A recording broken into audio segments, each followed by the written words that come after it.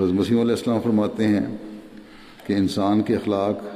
ہمیشہ دو رنگ میں ظاہر ہو سکتے ہیں، یا ابتلا کی حالت میں یا انعام کی حالت میں۔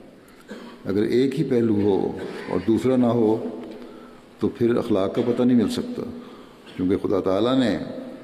حضرت صلی اللہ علیہ وسلم کے اخلاق مکمل کرنے تھے، اس لیے کچھ حصہ آپ کی زندگی کا مکی ہے اور کچھ مدنی۔ مکہ کے دشمنوں کی بڑی بڑی اظہار ثانی پر صبر کا نمونہ دکھایا،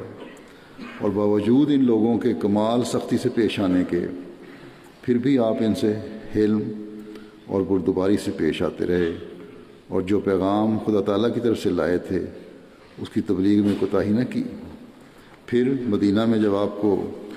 عروج حاصل ہوا اور وہی دشمن گرفتار ہو کر پیش ہوئے تو ان میں سے اکثر کو معاف کر دیا، باوجود انعام پانے کے، انتقام کی قوت پانے کے پھر انتقام نہ لیا۔